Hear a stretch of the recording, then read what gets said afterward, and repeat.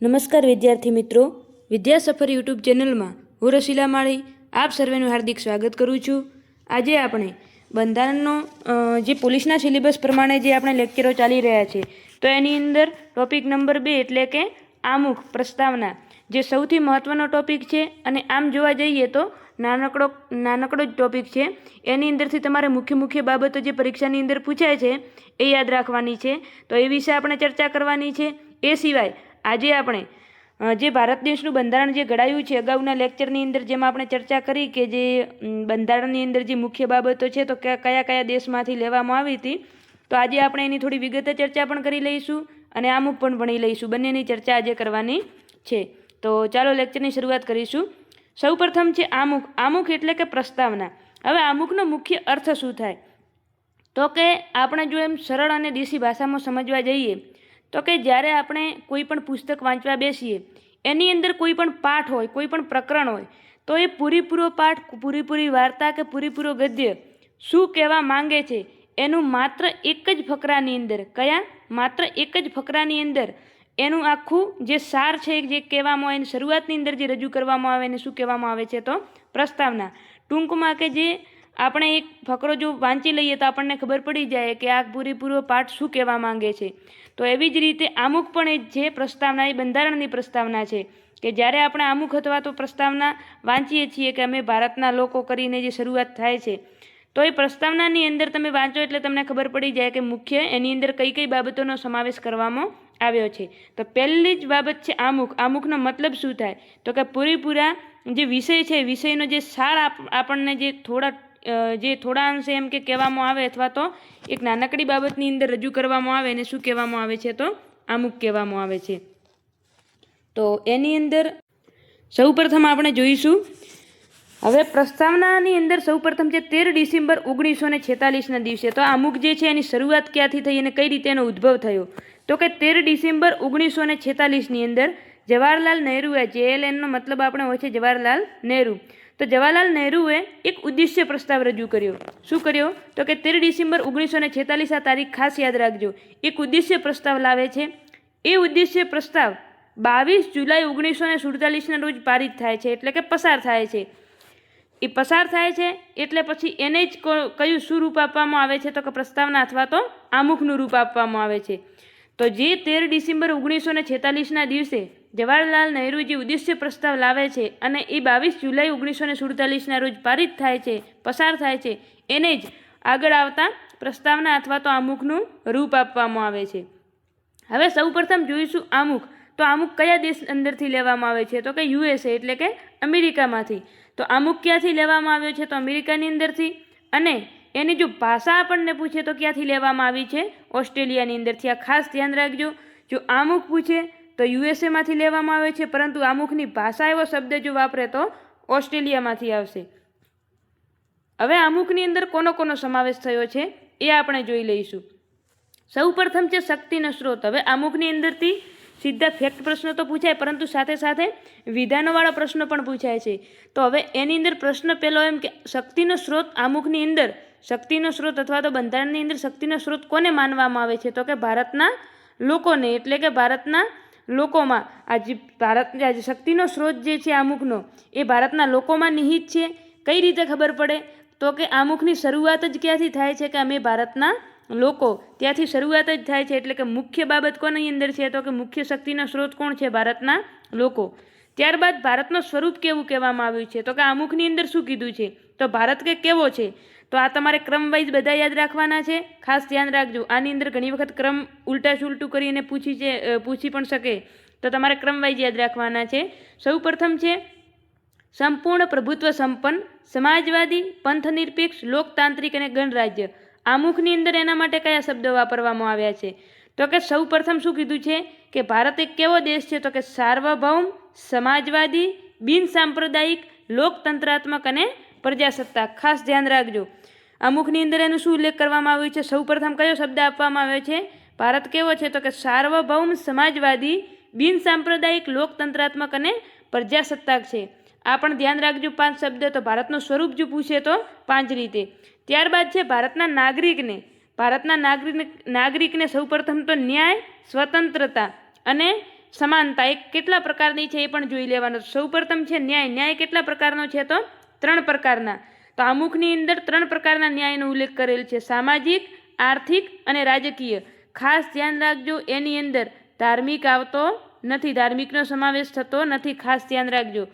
તો ભારતના નાગરિકને 3 પ્રકારના ન્યાય કયા કયા આપવામાં આવેલ છે? સામાજિક ન્યાય, આર્થિક ન્યાય અને રાજકીય ન્યાય.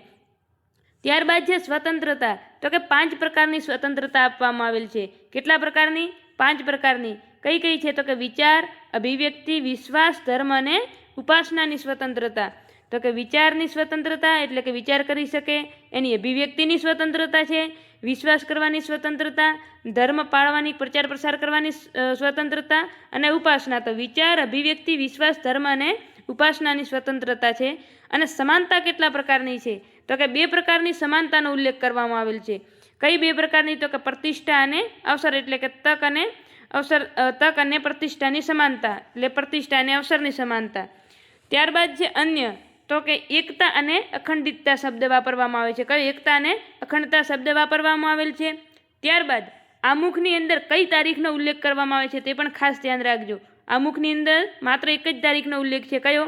26 નવેમ્બર 1949 અને વિક્રમ સંવત 2066. આ પણ ધ્યાન રાખજો.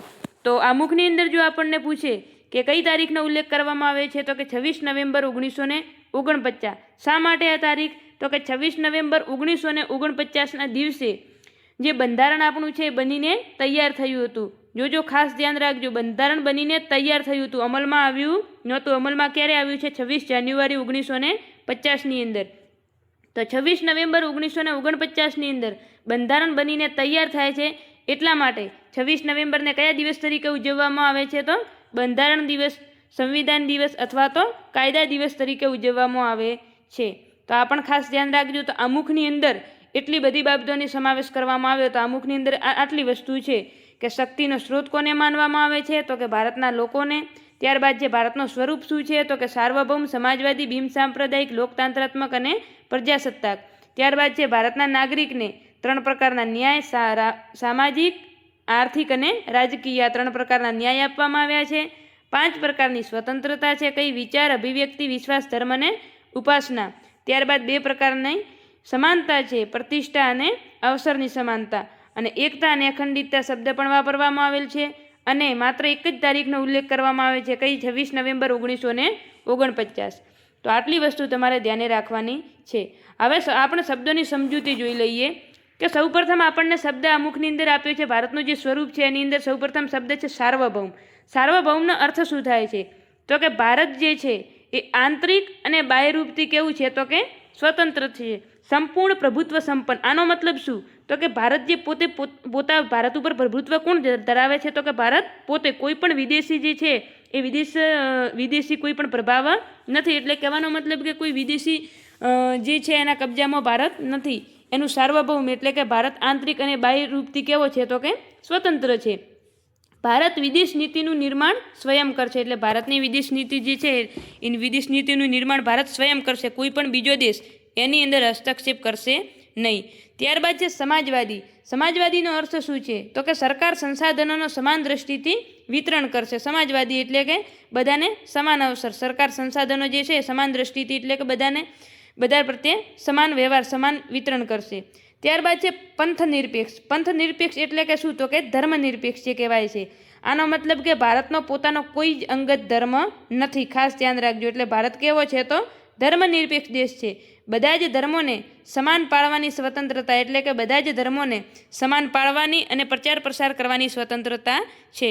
નથી કોઈ પણ ધર્મને શું કહેવાય એમ કે કોઈ પણ ઉપર પ્રતિબંધ પણ નથી અને કોઈ એક ખાસ ધર્મને મહત્ત્વ પણ નથી.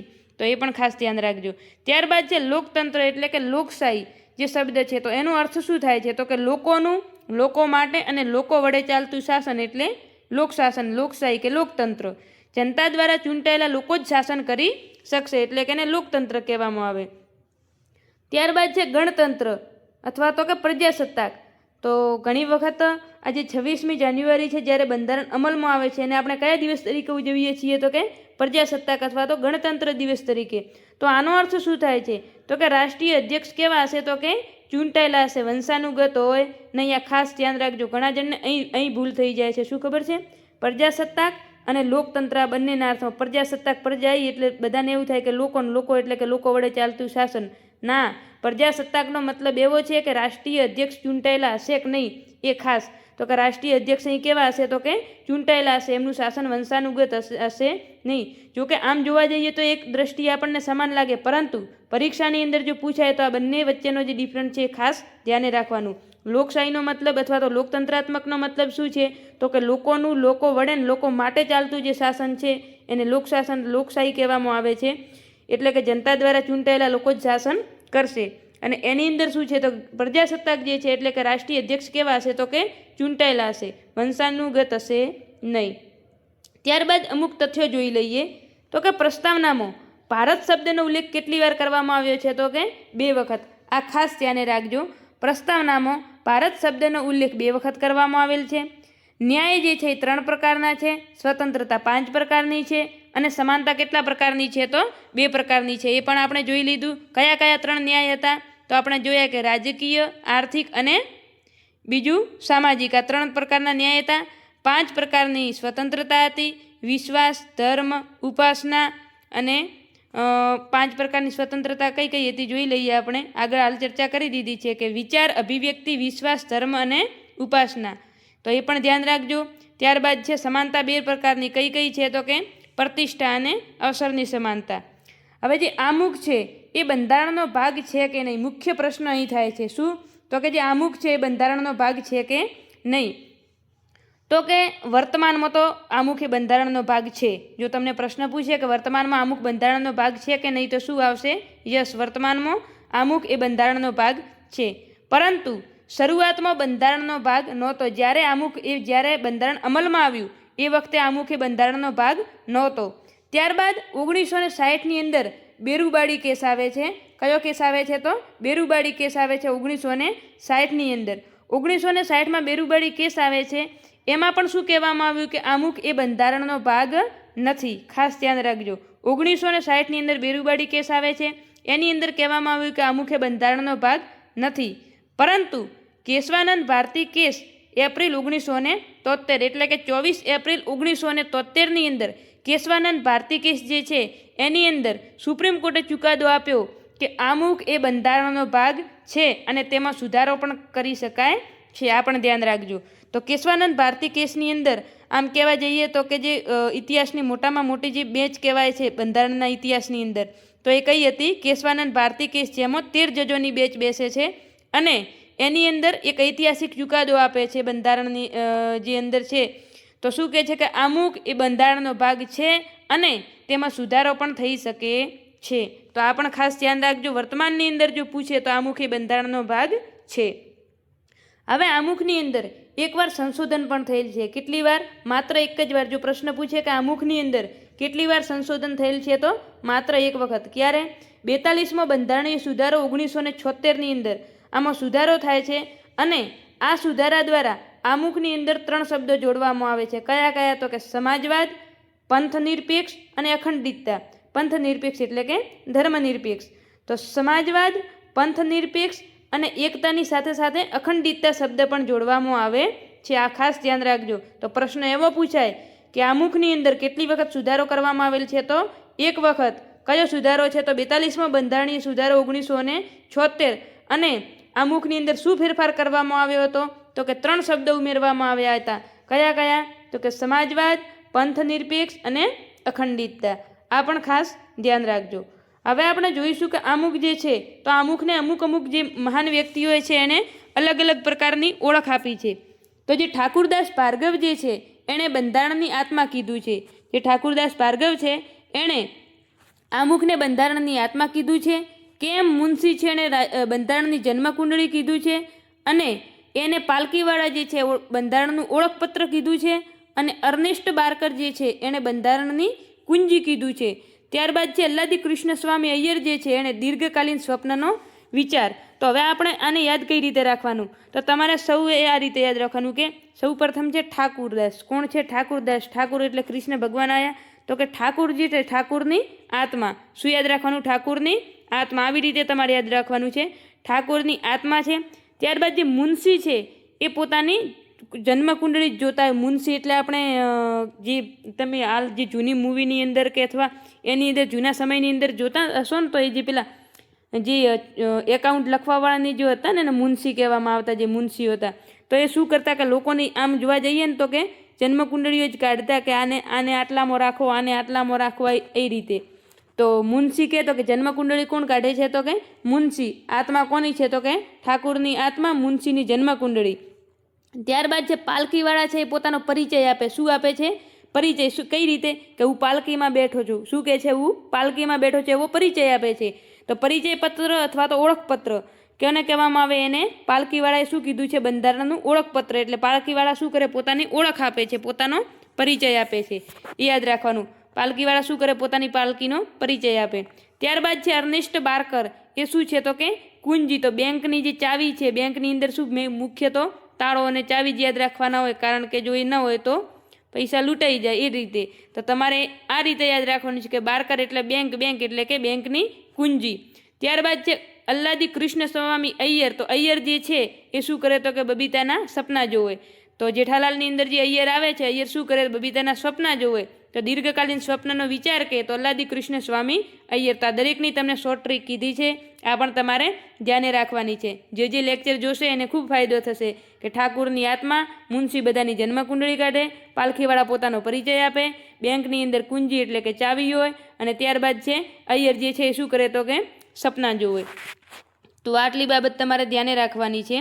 ત્યારબાદ જે આમુખ જે છે એ બંધારણનો ભાગ છે અને તેમાં સંશોધન પણ કરી શકાય છે, પરંતુ ન્યાયાલયમાં પડકારી શકાય નહીં. આ ખાસ વેરી મોસ્ટ આઈએમપી પ્રશ્ન છે, ખાસ નોટ કરી લેજો કે આમુખ જે છે એને બંધારણની અંદર જે જોવા જઈએ તો કે ન્યાયાલયમાં એને પડકારી શકાય નહીં. તો કે જે બંધારણની પ્રસ્તાવના જે એનો આમુખ છે એને ન્યાયાલયમાં પડકારી શકાતો નથી. ખાસ ધ્યાન રાખજો.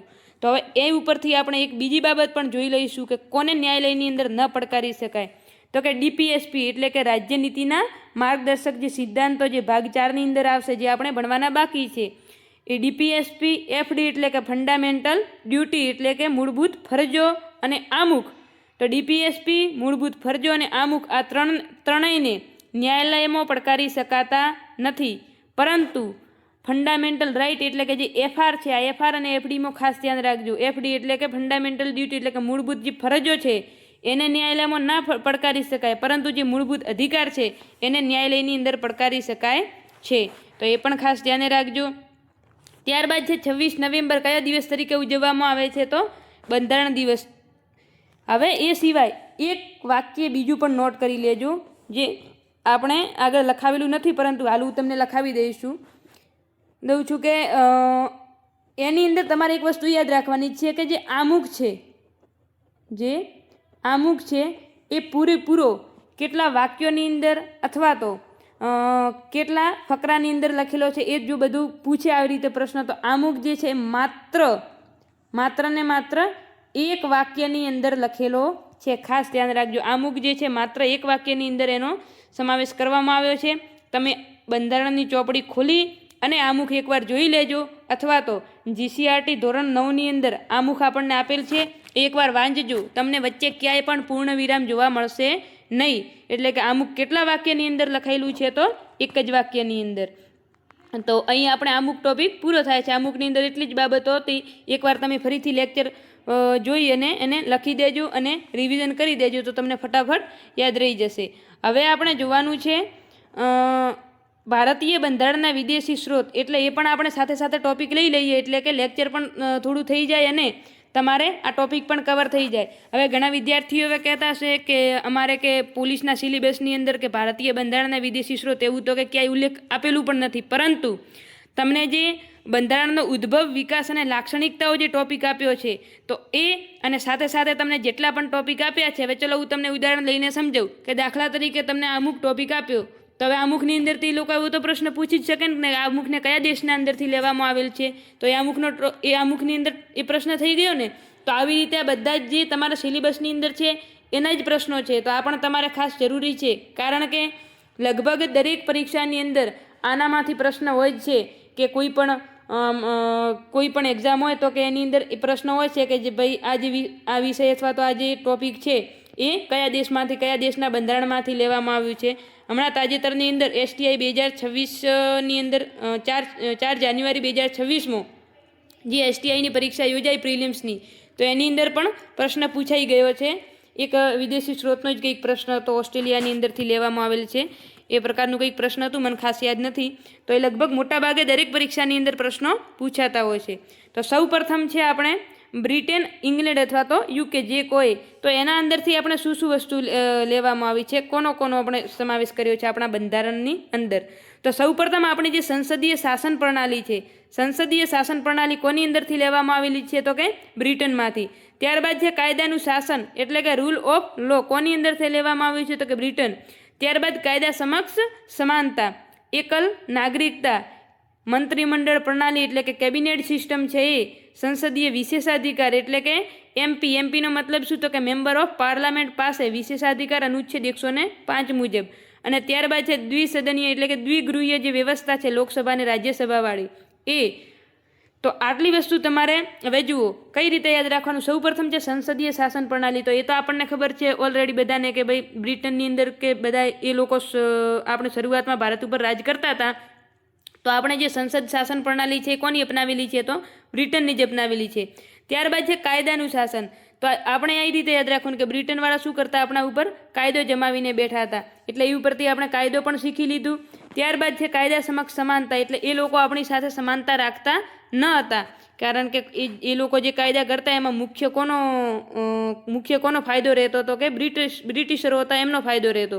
તો કાયદા સમક્ષ સમાનતા આપણે પણ ક્યાંથી શીખ્યા તો કે બ્રિટન જોડેથી. ત્યારબાદ એકલ નાગરિકતા, એટલે કે માત્ર એકલ નાગરિકતાનો મતલબ શું કે માત્ર દેશની જ નાગરિકતા હશે, રાજ્યની નાગરિકતા નહીં હોય. ત્યારબાદ છે મંત્રીમંડળ પ્રણાલી, એટલે કે આખું મંત્રીમંડળ સિસ્ટમ જે છે, આખી કેબિનેટ સિસ્ટમ એ પણ ક્યાંથી લીધેલ છે તો કે બ્રિટનની અંદરથી. જ્યારે આપણે ઇન્ડિયન નેશનલ કોંગ્રેસ જે છે એની સ્થાપના થઈ, તો એ વખતે જ્યારે બેઠકો યોજાતી, જે સભાઓ ભરાતી, એ રીતે આપણે એની જોડેથી શીખી ગયા. ત્યારબાદ છે સંસદીય વિશેષાધિકાર, એટલે બ્રિટિશરો શું કરતા તો કે એમના જે કે સંસદની અંદર એમના જે લોકો હતા તો એમને વિશેષાધિકાર આપતા, આપણી સાથે ભેદભાવ કરતા. તો એના ઉપરથી આપણે શીખી ગયા કે સંસદીય વિશેષાધિકાર. આ જેટલી બાબત બોલું છું એ તમને સરળતાથી યાદ રહી જાય એ માટે ખાસ કહું છું. ત્યારબાદ જે દ્વિસદનીય વ્યવસ્થા એટલે કે દ્વિગૃહીય વ્યવસ્થા, એટલે લોકો શું કરી દીધા તો કે આપણા બે ભાગ પાડી દીધા, ભારત અને પાકિસ્તાન. આવી રીતે તમારે યાદ રાખવાનું છે. આ તમારા યાદ રાખવા માટે કરીને ટ્રીક કહું છું કે એ લોકોએ બે ભાગ પાડી દીધા, ભારત અને પાકિસ્તાન, એટલે કે બે ગૃહ આપણે થઈ ગયા, કયા લોકસભા અને રાજ્યસભા. આવી રીતે બે ગૃહમાં વહેંચાઈ દીધા. મંત્રી પરિષદ સામૂહિક રૂપથી જો કે તો લોકસભાને જવાબદાર છે, અને એકલ મંત્રી જો કે તો કોને, રાષ્ટ્રપતિને જવાબદાર છે. આ પણ ખાસ ધ્યાને રાખજો.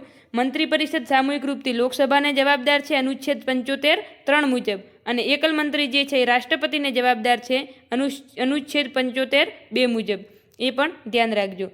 ત્યારબાદ છે સંયુક્ત રાજ્ય અમેરિકા એટલે કે USA.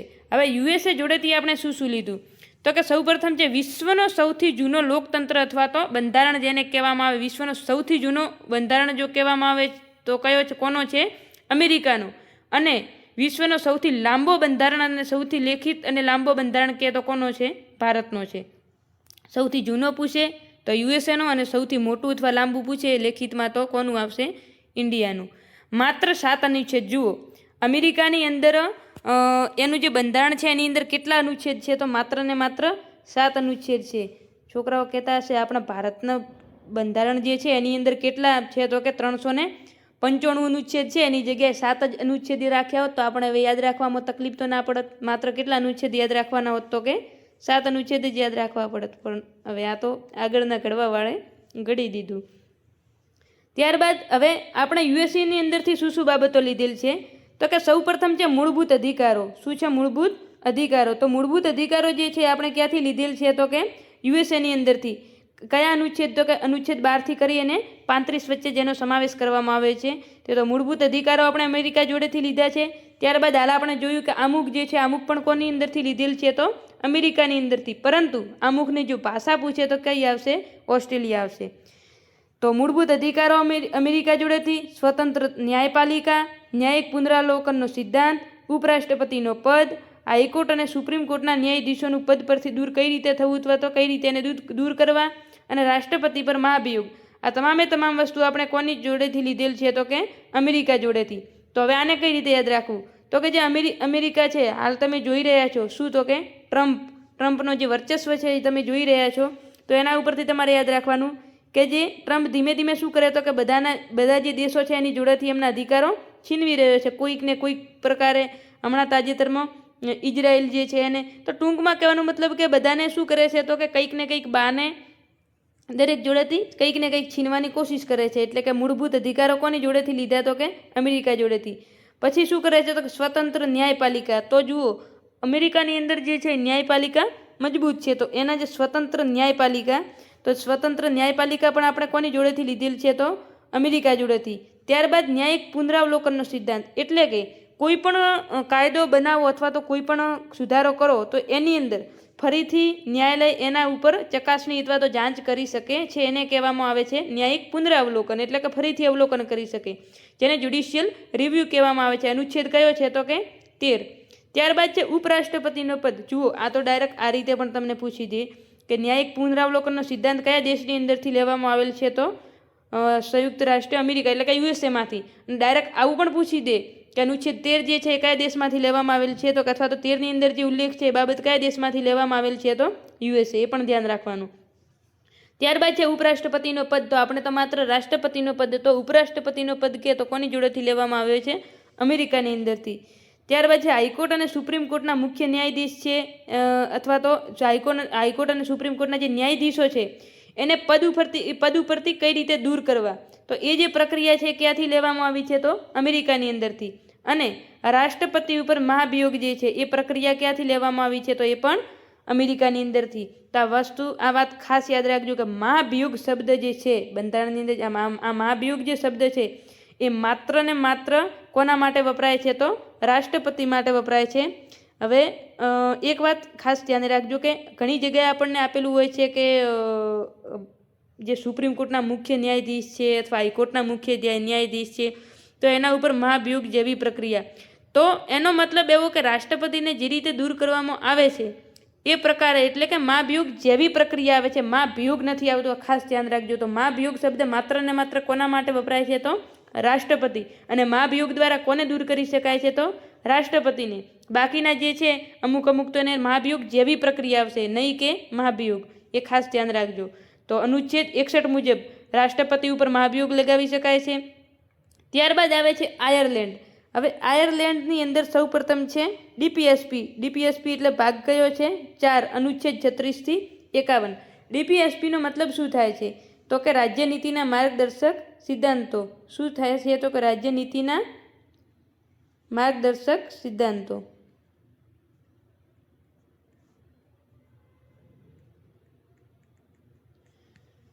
તો આયર્લેન્ડની અંદરથી શું લેવામાં આવેલ છે તો કે એક તો રાજ્યનીતિના માર્ગદર્શક સિદ્ધાંતો છે.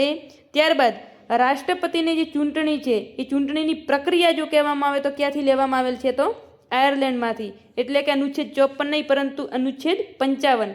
અનુચ્છેદ 54ની અંદર શું છે તો કે રાષ્ટ્રપતિની ચૂંટણી છે, એટલે કે કોણ ભાગ લેશે એ છે, પરંતુ એ ચૂંટણી કેવી રીતે કરવામાં આવે એની પ્રક્રિયા શું છે એ અનુચ્છેદ 55ની અંદર છે. તો આ જે ચૂંટણીની પ્રક્રિયા છે એ કોના અંદરથી લેવામાં આવેલ છે તો આયર્લેન્ડમાંથી. કઈ પ્રક્રિયા છે તો કે એકલ સંક્રમણીય મત પદ્ધતિ. આ પણ ખાસ ધ્યાન રાખજો. ત્યારબાદ છે રાજ્યસભાના સભ્યોની નિયુક્તિ. તો રાજ્યસભાના સભ્યોની નિયુક્તિ અહીં કરી લેજો. નિયુક્તિ, તો નિયુક્તિ કોણ કરશે એટલે કે નિયુક્તિ એટલે કે મનોનીત, હિન્દીની અંદર મનોનીત, પણ આપણે યાદ રાખવાનું એની નિયુક્તિ કોણ કરશે તો કે રાષ્ટ્રપતિ કરશે. તો રાજ્યસભાના સભ્યો જે આપણે 12 સભ્યોની જે નિમણૂક કરવામાં આવે છે ને રાજ્યસભાની અંદર, કલા વિજ્ઞાન આ ટાઈપને જે અલગ અલગ કૌશલ્યો ધરાવતા હોય, તો રાજ્યસભાના સભ્યોની નિયુક્તિ કે તો રાષ્ટ્રપતિ કરશે. રાષ્ટ્રપતિની ચૂંટણી પ્રક્રિયા અને ડીપીએસપી આ 3 કોની અંદર આવશે તો કે આયર્લેન્ડની અંદર આવશે. ત્યારબાદ છે જર્મની. હવે જર્મનીની અંદરથી આપણે શું લીધેલ છે તો કે જર્મનીના બંધારણને સૌપ્રથમ તો એક થોડું જીકેનો પ્રશ્ન છે, જોઈ લઈએ કે જર્મનીના બંધારણને શું કહેવામાં આવે છે તો વાઇમર કહેવાય છે. કટોકટીના સમયે મૂળ અધિકાર સ્થગિત કરવા, એટલે કે આપણે જર્મનીની અંદરથી કઈ બાબત લીધી છે તો કે આપણે જ્યારે 3 કટોકટી જે આવે છે 352, 356 અને 360, રાષ્ટ્રીય કટોકટી, બંધારણીય કટોકટી અને નાણાકીય કટોકટી, આ 3 જે કટોકટી છે એ સમયે જ્યારે આપણા મૂળભૂત અધિકાર જે સ્થગિત થઈ જાય છે એ સ્થગિત કરવા એ કયા બંધારણની અંદરથી આપણે લીધેલ છે? તો જર્મનીના બંધારણની અંદરથી. મૂળભૂત એટલે કહેવાનો મતલબ આપણને પૂછે કે જે મૂળભૂત અધિકાર છે એના ઉપર કયા દેશનો પ્રભાવ જોવા મળે છે? તો કે જર્મનીનું. ક્યારે? તો કે કટોકટી સમયે. ખાસ ધ્યાન રાખજો. તો કટોકટી સમયે જો મૂળભૂત અધિકાર સ્થગિત કરવા એ કયા દેશમાંથી લેવામાં આવેલ છે? તો જર્મનીમાંથી. હવે એક નોંધ યાદ રાખવાની છે. શું? તો કે રાષ્ટ્રીય કટોકટી સમય અનુચ્છેદ 20 અને 21 સ્થગિત નહીં થાય. ખાસ ધ્યાન રાખજો. રાષ્ટ્રીય કટોકટી સમય અનુચ્છેદ 20 અને 21 સ્થગિત થતા નથી. ત્યારબાદ છે ફ્રાન્સ. તો ફ્રાન્સના બંધારણની અંદરથી આપણે શું લીધું છે? તો કે 1789ની અંદર એક ક્રાંતિ થાય છે ફ્રાન્સમાં, અને એ ક્રાંતિની અંદર સમાનતા, બંધુતા અને સ્વતંત્રતાની વાત કરવામાં આવે છે. જ્યારે 1789માં ફ્રાન્સની અંદર ક્રાંતિ થાય છે, એ ક્રાંતિમાં સમાનતા, બંધુતા અને સ્વતંત્રતાની વાત કરવામાં આવે છે. એટલે એ માટે જ ક્રાંતિ થાય છે. તો આપણે આપણા આમુખની અંદર આ 3 શબ્દો ઉમેરી લીધા છે. કયા કયા? સમાનતા, બંધુતા અને સ્વતંત્રતા. 3 શબ્દો આપણે કોની અંદર સમાવેશ કર્યો છે? તો આમુખની અંદર. ત્યારબાદ ગણતંત્રાત્મક શાસન એટલે કે પ્રજાસત્તાક શાસન જે છે એ પણ કોની અંદરથી લેવામાં આવ્યું છે? તો ફ્રાન્સની અંદરથી. ત્યારબાદ છે કેનેડા. કેનેડાની અંદરથી શું લીધું છે? તો કે અર્ધસંઘીય સરકાર એટલે કે રાજ્ય અને કેન્દ્ર બંનેની ભેગી જે સરકાર કહેવામાં આવે. ત્યારબાદ છે અવશિષ્ટ શક્તિઓ એટલે કે વધારાની જે શક્તિઓ છે એ કોની જોડે હશે? તો કે કેન્દ્ર પાસે. તો કે આપણે જે 3 વિષયો જે વેચ્યા 3 સૂચિમાં, રાજ્ય યાદી, કેન્દ્ર યાદી અને સંયુક્ત યાદી. હવે એ સિવાયની જે વિશિષ્ટ જે શક્તિ છે અથવા તો વિશિષ્ટ અમુક જે બાબતો છે તો એનો હવાલો કોની જોડે રહેશે? તો કેન્દ્ર જોડે રહેશે. ત્યારબાદ રાજ્યપાલની નિયુક્તિ અથવા તો નિમણૂક એ પણ ક્યાંથી લીધેલ છે? તો આપણે કેનેડાના બંધારણની અંદરથી લીધેલ છે. એ પણ ખાસ ધ્યાન રાખજો. તો અર્ધસંઘીય સરકાર, અવશિષ્ટ શક્તિ અને રાજ્યપાલની નિયુક્તિ એ કોની અંદરથી લીધેલ છે? તો કેનેડામાંથી. ત્યારબાદ છે ઓસ્ટ્રેલિયા. ઓસ્ટ્રેલિયાની અંદરથી શું લીધું છે? તો કે સંયુક્ત સૂચિનું પ્રાવધાન એટલે કે સંયુક્ત યાદી જે છે એ કોની અંદરથી લીધેલ છે? તો કે ઓસ્ટ્રેલિયામાંથી. કેન્દ્ર રાજ્ય મળીને જે નિયમો અથવા તો કાનૂન બનાવે એને સંયુક્ત. એક તો સંઘ યાદી છે, એક રાજ્ય યાદી છે અને એક સંયુક્ત યાદી છે. તો આ સંયુક્ત યાદી કોની અંદરથી લેવામાં આવેલ છે? ઓસ્ટ્રેલિયાની અંદરથી. ત્યારબાદ એક ફરીથી વસ્તુ નોટ કરી લેજો, તમારા નોટની અંદર નોટ કરી લેજો જો લખતા હો તો, કે સંયુક્ત બેઠક જે છે સંયુક્ત બેઠક, આ સંયુક્ત બેઠકની જે જોગવાઈ છે એ પણ કયા દેશમાંથી લીધેલ છે? તો ઓસ્ટ્રેલિયામાંથી લીધેલી છે. અનુચ્છેદ કયો આવશે? 108 મુજબ રાષ્ટ્રપતિ જે સંયુક્ત બેઠક બોલાવે છે તો એની અંદર શું આવશે? તો કયા દેશમાંથી આવશે? તો કે ઓસ્ટ્રેલિયામાંથી લીધેલ છે. એ પણ એક નોટ કરી લેજો. ત્યારબાદ છે સોવિયત સંઘ અથવા તો કે રૂસ અથવા તો યુએસએસઆર પણ એને કહેવામાં આવતું, ને રશિયા. જે કોઈ આપણે તો ટૂંક ભાષામાં શું યાદ રાખવાનું છે? તો કે રશિયા. આ તો કદાચ તમને જે વિકલ્પની અંદર રશિયા ના આપેલું હોય અને સોવિયત સંઘ આપેલું હોય તો પછી ફાંફા ના પડે, એના માટે કરીને આપણે દરેક નામ દર્શાવી દીધા છે. તો સોવિયત સંઘ કો, રૂસ કો, યુએસએસઆર કો કે રશિયા કો. હવે મૂળભૂત ફરજો જે છે એ કોની જોડેથી લીધેલ છે? તો કે સોવિયત સંઘ જોડેથી એટલે કે રશિયા જોડેથી લીધેલ છે. કોની અંદર સમાવેશ કરવામાં આવે છે? તો કે ભાગ 4A અનુચ્છેદ 51A ની અંદર મૂળભૂત ફરજો જે છે એનો સમાવેશ કરવામાં આવે છે. આપણે મૂળભૂત ફરજો પણ ભણવાના છે, બાકી છે. એ પણ આપણે એકદમ શોર્ટ ટ્રીક સાથે માત્ર 5 મિનિટની અંદર તમને બધી ફરજો યાદ રહી જાય એ રીતે આપણે ભણવાનું છે. તો જો મૂળભૂત ફરજો આખા એક સોવિયત સંઘ જે રશિયા છે એની અંદર તો એક જ મુખ્ય બાબત યાદ રાખવાની છે કે મૂળભૂત ફરજો કોની જોડેથી લેવામાં આવેલ છે? તો કે રશિયાની અંદરથી. ત્યારબાદ છે જાપાન. તો કે કાયદા દ્વારા સ્થાપિત પ્રક્રિયા એ કોની અંદરથી લેવામાં આવેલ છે? તો કે જાપાનની અંદરથી. તો જાપાનની અંદરથી કાયદા દ્વારા સ્થાપિત પ્રક્રિયા. હવે કન્ફ્યુઝન પોઈન્ટ જોઈ લેજો. કાયદાનું શાસન કે? તો યુકે એટલે કે બ્રિટન. કાયદા સમક્ષ સમાનતા કે? તો શું આવશે? એની અંદર પણ યુકે આવશે. કાયદાનું શાસન કે? તો પણ યુકે આવશે. કાયદા સમક્ષ સમાનતા કે? તો પણ યુકે આવશે. કાયદા દ્વારા સ્થાપિત પ્રક્રિયા કે? તો જાપાન આવશે. કાયદા દ્વારા સ્થાપિત પ્રક્રિયા કે? તો જાપાન આવશે. અને હજી એક પોઈન્ટ ઉમેરી લેજો. કાયદાનું સમાન રક્ષણ કે? કાયદાનું સમાન રક્ષણ કે? તો શું આવશે? તો કે અમેરિકા આવશે. તો કાયદા સમક્ષ સમાનતા કે? તો યુકે આવશે. કાયદાનું સમાન રક્ષણ કે? તો અમેરિકા આવશે. કાયદા દ્વારા સ્થાપિત પ્રક્રિયા કે? તો જાપાન આવશે. અને કાયદાનું શાસન કે? તો યુકે આવશે એટલે કે બ્રિટન. ત્યારબાદ છેલ્લે આવે છે આપણે દક્ષિણ આફ્રિકા. અને દક્ષિણ આફ્રિકાની અંદર સૌથી જો મહત્ત્વનો પોઈન્ટ હોય અને માત્ર એક જ પોઈન્ટ એટલે કે બંધારણમાં સુધારો કરવાની પ્રક્રિયા, જે મુખ્ય જેનાથી બંધારણની અંદર કોઈ પણ વસ્તુ ચેન્જ કરી શકાય એને કહેવામાં આવે છે બંધારણીય સુધારો. અને અનુચ્છેદ છે 368. ભાગ જો પૂછે તો કયો છે? 20. તો ભાગ 20ની અંદર અનુચ્છેદ 368માં બંધારણીય સુધારાની વાત કરવામાં આવી છે. અને આ બંધારણમાં સુધારો કરવાની પ્રક્રિયા કયા દેશમાંથી લેવામાં આવેલ છે? તો દક્ષિણ આફ્રિકા. તો આ ખાસ ધ્યાને રાખજો. તો અહીં આપણે ટોપિક પૂરો થાય છે. તો આજે આપણે આમુખ પણ ભણી લીધું અને સાથે સાથે આપણે જે બંધારણની અંદર જેટલી પણ બાબતો છે એ કયા દેશમાંથી આપણે લીધેલી છે, કયા દેશના બંધારણમાંથી લીધેલી છે એની પણ આપણે આજે ચર્ચા કરી દીધી છે. તો આઈ હોપ કે તમને દરેકને સમજાયું હશે. જો વિડીયો ગમ્યો હોય તો વિડીયોને લાઇક કરો, ચેનલને સબસ્ક્રાઈબ કરો તથા વધુમાં વધુ તમારા મિત્રો સુધી શેર કરો, જેથી કરી અને બધાને આ સિરીઝનો લાભ થાય. જય હિન્દ, જય ભારત.